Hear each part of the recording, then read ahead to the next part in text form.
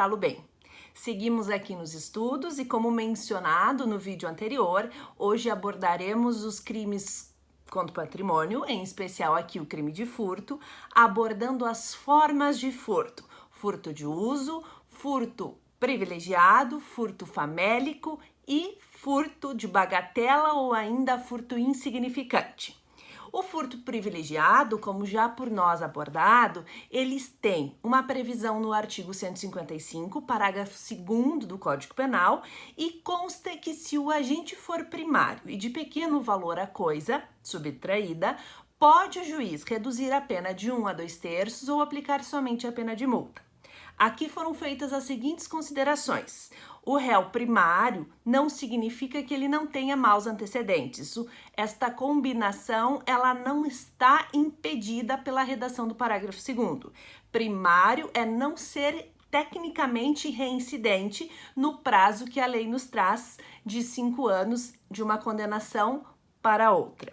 Nós temos ainda, além de ele ser primário, a necessidade de ter o pequeno valor da coisa. O pequeno valor da coisa, embora possa criar uma subjetividade, temos pacificado em nossos tribunais o valor de um salário mínimo nacional à época dos fatos como parâmetro para, então, termos a combinação da primariedade do pequeno valor da coisa e, por consequência, o reconhecimento do furto privilegiado. O furto privilegiado é uma causa de diminuição da pena, podendo, portanto, diminuí-la de 1 a 2/3 ou apenas aplicar a pena de multa.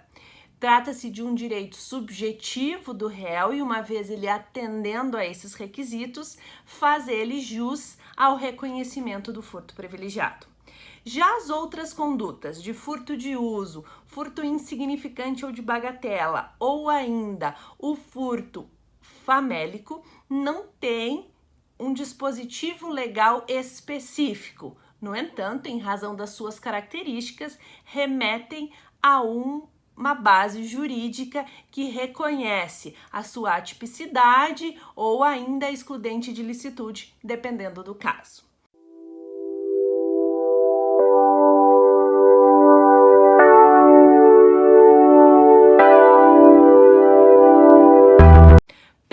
Então, a nós analisarmos é o furto de uso. O furto de uso, como o próprio nome traz, furto de uso é inclusive alvo de críticas pela doutrina por não ser considerado crime e trazer no seu título a denominação de furto. Para que eu tenha a prática do crime do furto, ou seja, subtrair coisa alheia móvel para si ou para outrem, requer-se do agente o dolo, o animus furandi, o dolo de tomar a coisa para si. No furto de uso, não há por parte daquele que goza da coisa a intenção de pegá-la para si. Há tão somente a intenção de usar a coisa por um curto período de tempo. Podemos pensar num exemplo de eu me aproveito da ausência da minha colega de quarto e utilizo o acesso que eu tenho ao seu guarda-roupas e retiro de lá uma camiseta. Utilizo porque eu quero vesti-la, uso a camiseta, lavo e devolvo ao local em que ela se encontra nas mesmas condições. Vejamos, não há por parte do agente, no caso aqui exemplificado, a intenção de tomar para si. Há somente a intenção de gozar da coisa, de usar a coisa. E é a forma como ele age. Portanto, não se reconhece neste caso o animus furandi, elemento necessário para a caracterização do crime de furto, inclusive porque não há previsão na modalidade culposa. Se houver, portanto, a ausência do animus furandi e a restituição da coisa no status quo, ou seja, a restituição da coisa no estado em que ela se encontrava, sem conhecimento prévio do possuidor, legítimo possuidor, não há que se falar em crime. Não há punibilidade pelo direito penal, justamente pela ausência de qualquer previsão legal com relação a ele. Esse é, portanto, o furto de uso.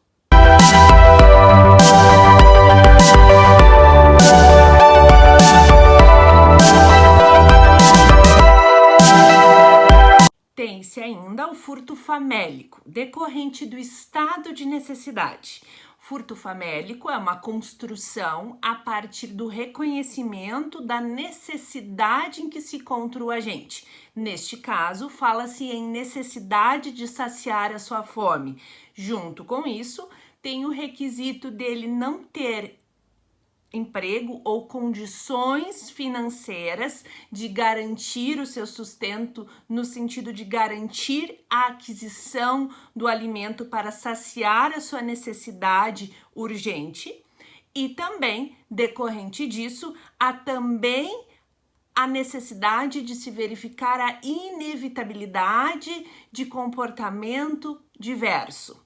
Perceba-se aqui que se reconhece a situação de miserabilidade do agente e a necessidade dele de garantir a sua subsistência física, no sentido de garantir o alimento seu ou para a sua família. Doutrina reconhece a utilização do princípio da insignificância, aliado ao estado de necessidade, e também a inexigibilidade de comportamento diverso quando se trata do furto famélico, o que afasta, portanto, a responsabilização do agente por uma atipicidade e também pela excludente de licitude, já onde se enquadra, neste caso, o estado de necessidade. O STF, por sua vez, compreende a aplicação do furto famélico, no caso, o reconhecimento do estado de necessidade, quando o agente não tem maus antecedentes e não é reincidente, ou seja, tem-se uma aplicação restrita neste caso.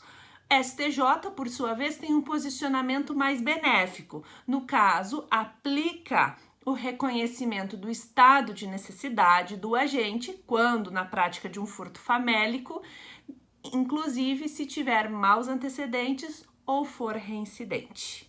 Destaca-se, portanto, que para o reconhecimento do furto famélico requer-se a necessidade do agente de subtrair itens para saciar a sua fome ou de sua família, a urgente necessidade para saciar tão somente aquele momento, a inevitabilidade de comportamento diverso e também a inexistência de meios para dar frente a essa necessidade em que ele se encontra. Com isso, há a possibilidade, portanto, de reconhecimento do estado de necessidade, aliado ao princípio da insignificância e a excludente de licitude, portanto, ao agente que pratica o furto famélico.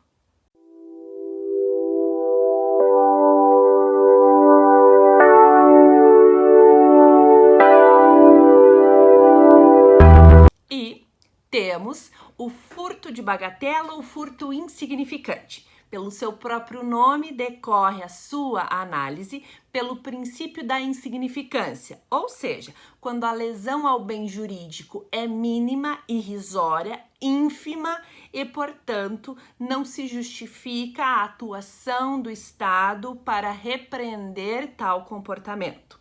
Em razão da aplicação do princípio da insignificância, não há, neste caso, uma base legal específica para atrelar o princípio da insignificância ao crime de furto. Há, por outro lado, o reconhecimento aqui da atipicidade material da conduta, em razão de que a tipicidade é um dos elementos que o princípio da insignificância faz parte. Assim, temos, quando houver a ínfima lesão ao bem jurídico patrimônio, ficando isso a critério do magistrado, pode-se ter o reconhecimento do furto insignificante ou também chamado furto de bagatela. Para se reconhecer o furto insignificante, STJ já afirmou posicionamento que isto requer 4 requisitos. Primeiro requisito é a ínfima lesão ao bem jurídico. Segundo requisito que nós temos é o reduzido grau de reprovabilidade do comportamento do agente. Terceiro requisito é reduzida repercussão social da conduta do agente. O quarto requisito é nenhuma periculosidade social da ação. Ou seja, eu tenho a possibilidade de reconhecer o princípio da insignificância, ficando por óbvio o valor atingido da res furtiva a critério subjetivo do magistrado, que contemple nessa análise os 4 requisitos indicados aqui pelo STJ. Há, portanto, a possibilidade do reconhecimento do furto insignificante se tivermos a presença dos 4 requisitos, considerando-se nessa análise a ínfima lesão que se tem ao bem jurídico, portanto, a possibilidade da aplicação do princípio da insignificância. Como manifestado, a sua consequência é a atipicidade material da conduta.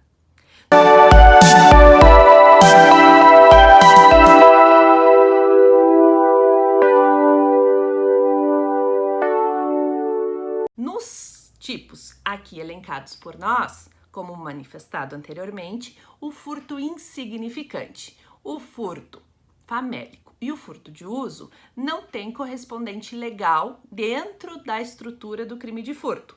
Tão somente existe para o furto privilegiado. Qual é a consequência de um furto privilegiado? Redução da pena, de 1 a 2/3 ou apenas aplicação da pena de multa. Ele está no artigo 155, parágrafo 2º.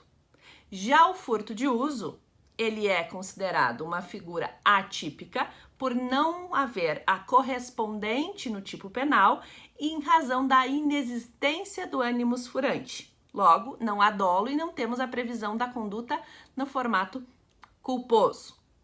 Ainda, com relação ao furto famélico, temos aqui uma excludente de antijuridicidade ou excludente de tipicidade. E, por sua vez, quando for um furto insignificante, a consequência legal é a atipicidade material. Na sequência, trazemos aqui uma questão de concurso para análise e também uma tabela que explica a relação entre esses tipos aqui trazidos e suas consequências legais. Há também a indicação do documentário Bagatela, em que nós temos o retrato do princípio da insignificância nos crimes contra o patrimônio no sistema prisional brasileiro. Fica a dica e continue conosco.